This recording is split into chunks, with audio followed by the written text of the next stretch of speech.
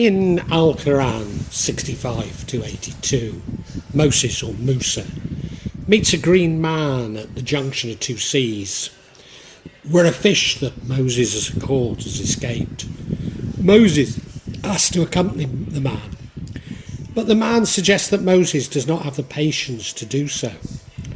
Moses promises to be patient, to obey him unquestioningly, and they set out together. After they board the ship, the man damages the vessel. Forgetting his promise, Moses questions the man, but the man reminds him of his promise. Then the man kills a young man. Forgetting his promise, Moses questions the man, but the man again reminds him of his promise. On reaching a town, they're denied hospitality. This time, instead of harming anyone or anything, the man restores the decrepit wall in the village. Again, Moses is amazed and questions the man's actions. The man responds that many acts which seem evil, malicious, or wrong are actually merciful. The boat was damaged to prevent its owners from falling into the hands of a king who seized every boat by force. The boy's parents were believers, and he feared that he would become disobedient and ungrateful. God would replace the child with a better one, who was pure, affectionate, and obedient. As for the restored wall, the man explained that underneath the wall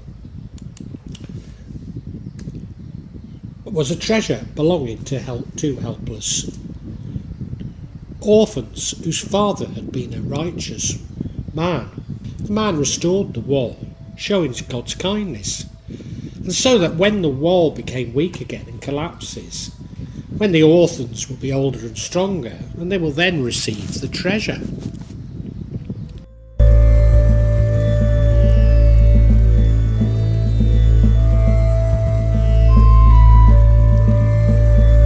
According to Muslim tradition, this man was Al-Khidr.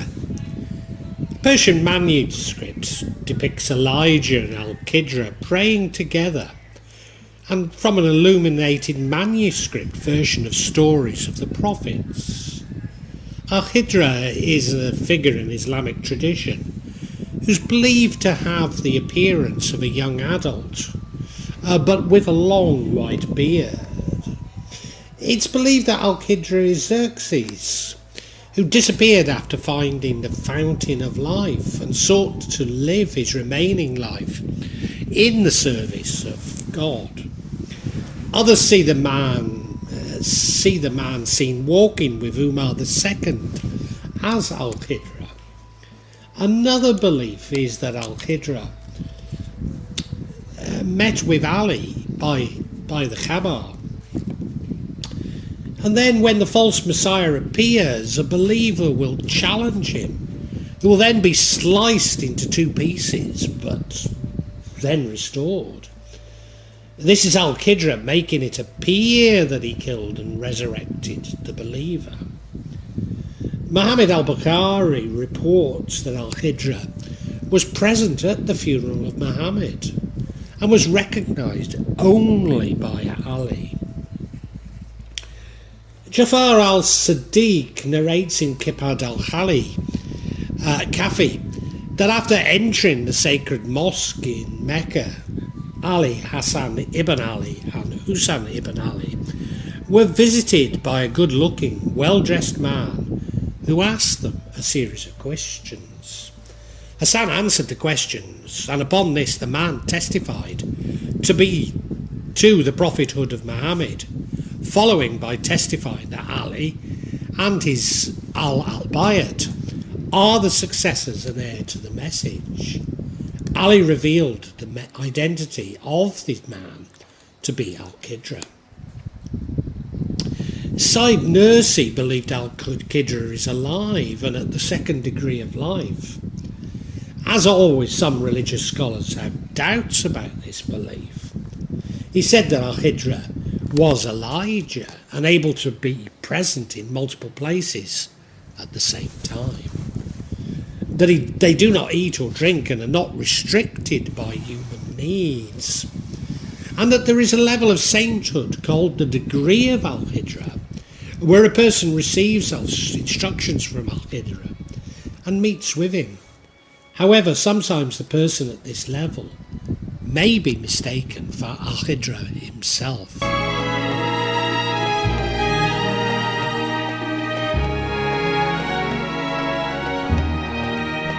Muhammad ibn Jarir al-Tabari writes about al-Khidr, describing several versions of the traditional story surrounding al-Khidr.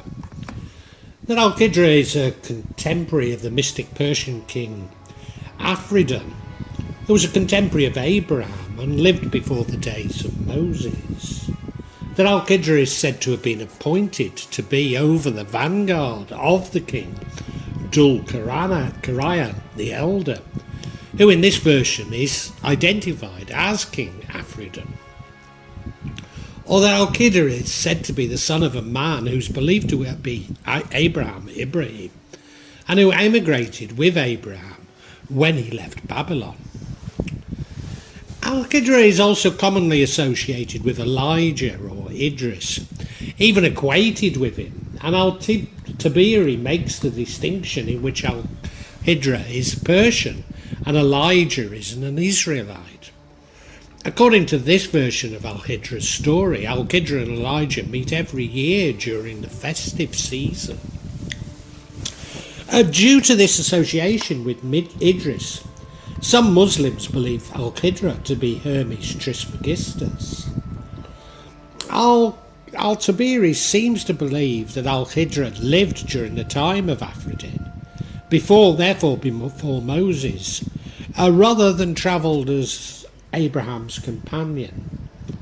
Al-Tabari recounts Moses' claim to be the most knowledgeable man on earth, and God corrects him, telling him to seek out al-Khidr.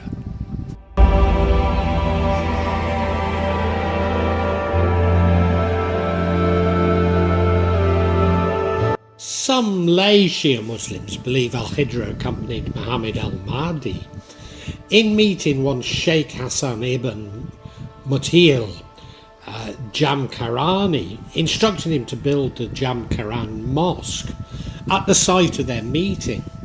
The site, 6 kilometres east of Qom, Iran, has been a pilgrim destination for Shia Muslims for a long time. Whilst to the Ismailis, al-Khidr is considered one of the permanent imams, that is, those who have guided people throughout history.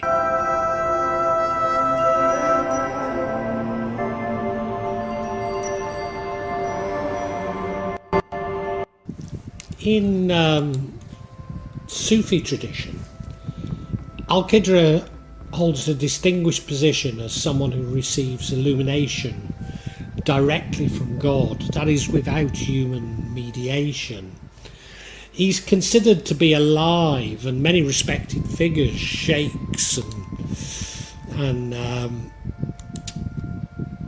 prominent leaders in the Sufi community, claim to have had personal encounters with him, such as Abdul-Qadir Gilani, Al-Nawawi, Ibn Arabi, Sidi Abdul-Aziz Ad-Dabbagh, and Ahmad ibn Idris al-Fasi. There are several Sufi orders that claim origin with al-Khidr, or that al-Khidr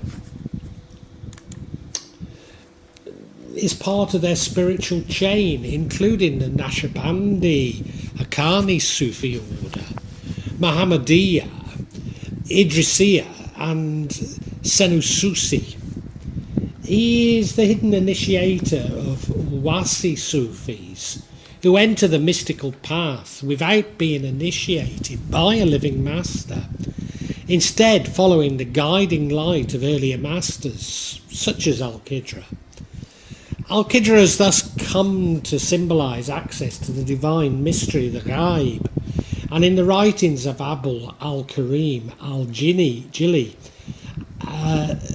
al-Khidr, the Sri Lankan Sufi Bawa Mahayadeen claims that Al-Khidr was on a long search for God until God, out of his mercy, sent the archangel Jibril or Gabriel to guide him. Jibril appears to Al-Khidr as a wise human sage, and Al-Khidr accepts him as his teacher or guru. Jibril teaches Al-Khidr much in the same way that Al-Khidr later teaches Moses in Al-Quran, by carrying out seemingly unjust actions. Al-Khidr repeatedly breaks his oath not to speak out against Jibril's actions. Jibril then explains his actions and reveals his true angelic form to Al-Khidr. Al-Khidr recognises him as the archangel Jibril. Jibril then bestows a spiritual title on Al-Khidr by calling him Hayat Nabi, the eternal life prophet. The French scholar of Sufism, Henry Corbin, interprets Al-Khidr as the mysterious prophet, the eternal wanderer.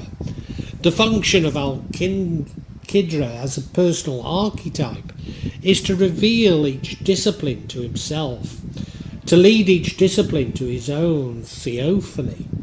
Accordingly, Al-Khidr is Moses' spiritual guide who initiates Moses into the divine sciences and reveals to him the secret mystical truth.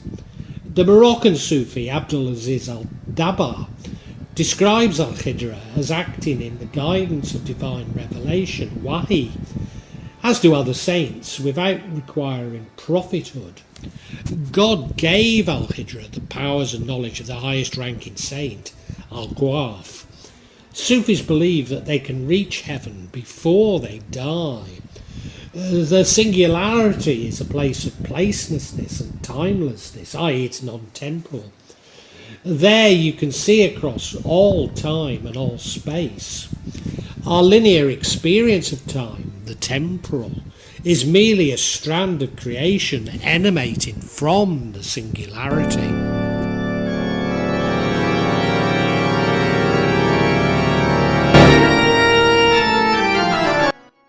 I can only speak of my experience and have to say that I've never been visited by Al-Khidr. But maybe this is because I'd somewhat forgotten about his story. I was aware of it, but it wasn't at the front of my mind.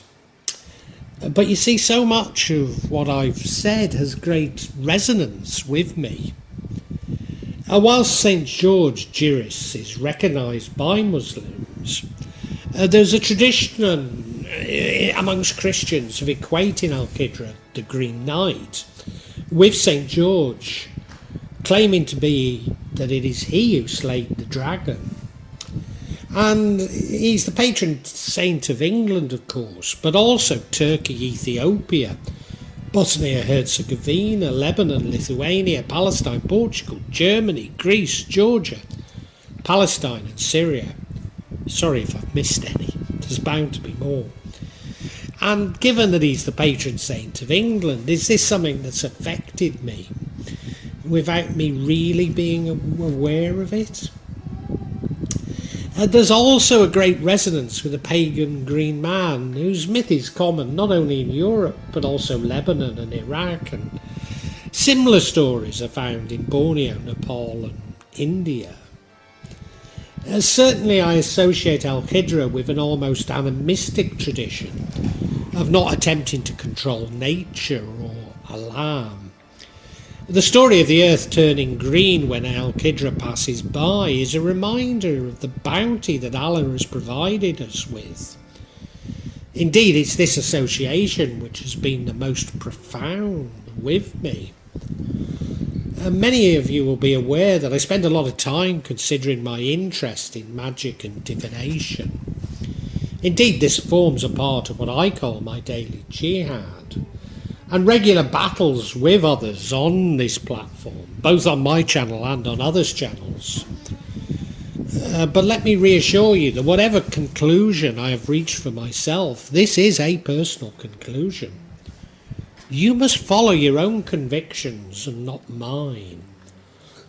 I have found my divination, including my tarot readings, to at times be pathetic and profound. But I worry if through co-creation, if I am actually creating a future, not simply divining it. Now, I've not reached a conclusion on this, but this does mean that during Ramadan, I decide not to do any readings. Furthermore, I no longer do personal readings over the internet or at a distance. You see, what I have learned is that when reading for people I don't know, there can be unforeseen consequences. Other information that's not been disclosed to me, which can completely change the moral background of the reading and therefore my divination. This happens far more often than one might imagine, and has brought home to me that I should not meddle in what Allah has determined. I also used to help people with love magic, but again, do I always have the truth? Is love magic simply lust disguised as love? Even when it's relatively innocent, do I or the person seeking help have any right to seek control of others in this way, even though we may believe that it's in their best interest? And I think magic related to wealth, or at least money, is a similar dilemma, as money is a man-made construct designed to validate an unfair distribution of God's bounty. What is wealth magic actually doing? So you can tell I'm increasingly seeing any intervention regarding man's preoccupation with Allah's shadow and not his essence to be invalid. Of course, I am for once beginning to agree with Salafis here, even though not with their line of argument, as we should not attempt to control our fellow man or nature. But then, of course, I would include in this other preoccupations of man, including business and politics. But my biggest concern is that every reaction has an equal and opposite reaction. So attempting to control nature and others will bring about a potentially negative reaction. Now, I see this as balancing rather than karma. But yes, I mean, call it karma by all means, because it is a form of karma. I've therefore resolved that I should submit to nature and Allah and not to engage in any form of control. Al-Khidr is the initiator of knowledge to those ready to receive it. So the appearance of Al-Khidr is always very significant. He's the initiator into esoteric mysteries, the mysterious immortal guide who takes on the education of saints or sunnah. But strangely, when one submits to nature or Allah, then this knowledge just seems to come to us just at the point we need it. But I find that I can tap into the most incredible insights when I simply submit. As I say, there's not really a thought process, no logic. The answers just appear in a flash. It's as though new pathways in the brain are formed just in time. I suspect it's because this is knowledge from the heart and not knowledge from the head. And as if to prove my point here, before I issued this vlog, up came a suggestion for a vlog by a Salafi on Al-Khidr. In this vlog, the speaker disagrees with almost everything I've said in this vlog. Alhamdulillah. He claims that the legend of Al-Khidr goes against Al-Quran, or at least his interpretation of Al-Quran. Of course, he'd say he doesn't have an interpretation, but hey, goes against common sense, reason and intellect. And yes, that's the very point. You choose your own path. Don't be influenced by me.